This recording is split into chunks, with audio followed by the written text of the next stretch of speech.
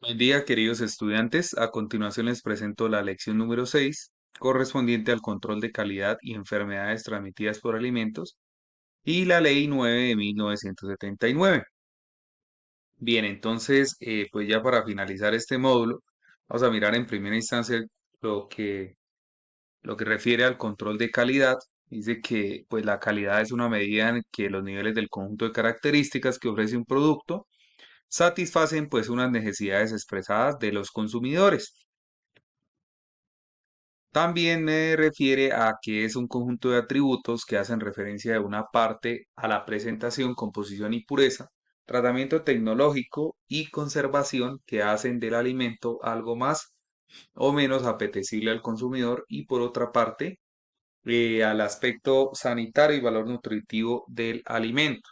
Entonces, pues este control de calidad lo tenemos igual desde digamos, desde la aparición del producto, desde la materia prima, esa transformación, ese producto, ese servicio que ya como tal mm, entregan pues al consumidor. Entonces, durante todas esas etapas se debe tener ese control de calidad. ¿Para que pues obviamente, lo que me dicen por acá, que sea un aspecto sanitario y que tenga un valor nutritivo, ¿cierto? Del alimento. Entonces, como les venía diciendo, en primera instancia tenemos la materia prima. La materia prima pues es transformada para obtener ese producto. Entonces acá, digamos, durante esa transformación, tenemos el diseño del producto y del proceso, procesos de producción, viene el producto, características del alimento. Entonces acá me dice calidad de los alimentos, la sensorial, la organoléptica, nutritiva, sanitaria, tecnológica y económica. ¿Quién va a evaluar todo esto? Pues el consumidor, que es el subjetivo, el que va a verificar por medio de de ese consumo del alimento, el consumo del alimento, pues va a verificar que efectivamente se haya dado un control de calidad durante todas las etapas anteriormente mencionadas. ¿Listo? Tenemos los atributos de calidad de alimentos. Entonces acá concierne pues al tema de la pureza o la seguridad, aceptabilidad, la identidad, composición y otros aspectos que vamos a ver pues al detalle pues en clase. Bien, ahora venimos a un apartado muy importante, esas famosas zetas que ya las hemos venido trabajando a través pues del curso de microbiología de alimentos. Entonces, pues acá vamos a referirnos que una ETA, o sea, una enfermedad transmitida por alimentos, se define como ese síndrome originado por la ingestión de alimentos y o agua que contenga agentes etiológicos en cantidades suficientes que afecten la salud del consumidor a nivel individual o colectivo. ¿Qué quiere decir eso de a nivel individual o colectivo? Pues yo tengo dos instancias, ¿cierto? Entonces, la primera es que de manera individual, pues yo puedo fácilmente ingerir un alimento o agua, por ejemplo, lo que me dicen acá, y dar esa manera individual, ¿cierto? Va a ser una sola persona. Pero, por ejemplo, cuando hay un lote que ya vimos eso la clase pasada, un lote de alimentos,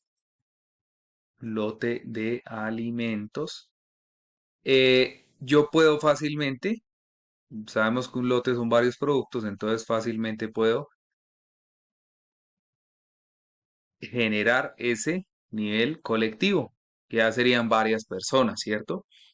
¿De qué trata estas enfermedades transmitidas por alimentos? Aquí digamos, lo que juega importante es esa prevención que yo tengo que hacer. Pero ¿cómo realizaría la prevención? Ah, bueno, acá me están diciendo, ¿cierto? Alimentos seguros, tomando medidas de higiene, medidas de pronto almacenamiento.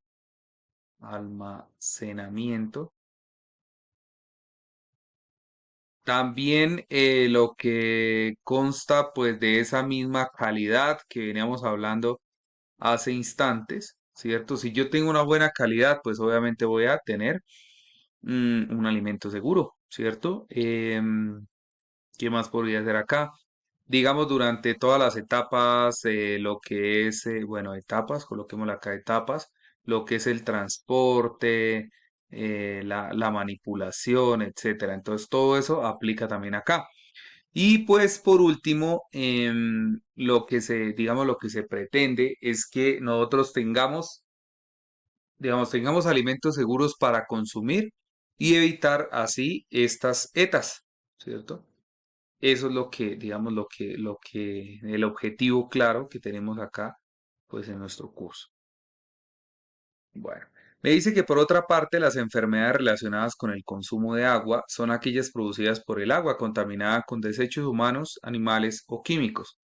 Se consideran enfermedades transmitidas por el agua, el cólera, la fiebre tifoidea, la disentería, la poliomielitis, la meningitis y la hepatitis A y E. Me dice que para el país la afectación de dos o más personas con sintomología similar después de ingerir alimentos o agua contaminados del mismo origen, donde se evidencia y donde la evidencia epidemiológica o los resultados de laboratorio implican a los alimentos o al agua como vehículo de la misma constituye un brote. O sea, aquí ya es cuando genera este tema del nivel colectivo, ¿cierto? Entonces, cuando hay un brote ya es nivel colectivo, de forma general, más personas, de pronto que se complica más el tema para atender, o sea, no es lo mismo atender una que 500, 1000 personas, ¿sí? Entonces, todo ese tema tiende a generarse ya como un brote, ¿listo? Según lo que me dice acá la teoría. Los tipos de ETA, pues ya sabemos, no hay dos. La primera, la infección, la segunda, la intoxicación.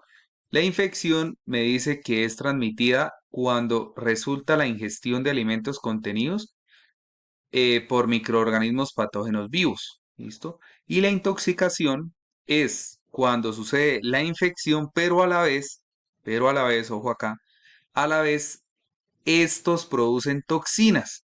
Pues por eso genera la intoxicación. Entonces recuerden, la intoxicación es complementaria de la infección, pero aparte está generando toxinas. O sea, acá me dice toxinas producidas por las bacterias o mohos que están presentes en el alimento ingerido o elementos químicos en cantidades que afectan la salud. ¿Listo? Entonces, para que tengan claro ese tema. Esos son los dos tipos de ETA que podemos presenciar.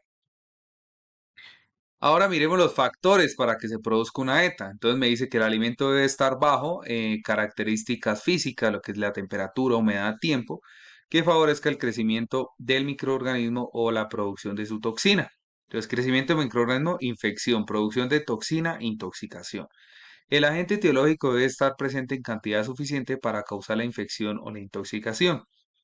Debe ingerirse una cantidad suficiente del alimento que contenga el microorganismo que sobrepase la barrera de la protección de la persona.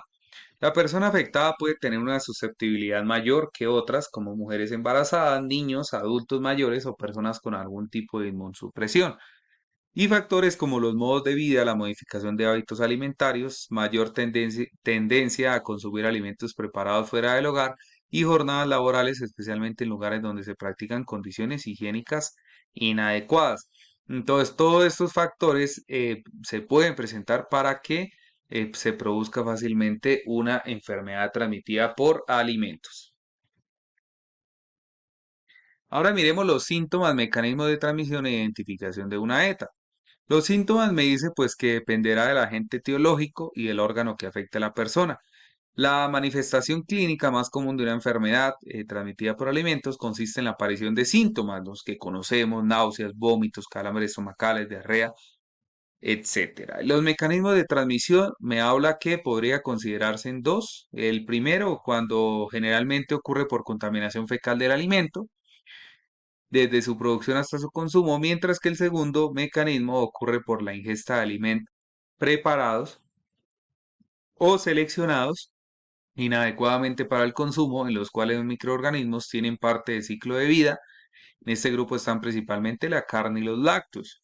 Y la identificación de un brote, pues me dice que se deberá estar alerta cuando dos o más personas presentan sintomología después de ingerir alimentos o agua contaminados del mismo origen y donde la evidencia epidemiológica o resultados de laboratorio implican a los alimentos o al agua como vehículo de la misma.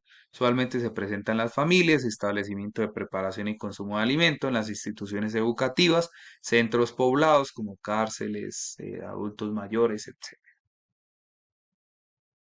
Bueno. Causantes de la ETA y casos en Colombia. Me dice que existen más de 250 agentes etiológicos capaces de producir ETAs. Las ETAs están en estrecha relación con la pobreza en los países de desarrollo y representan un problema para la salud pública mundial.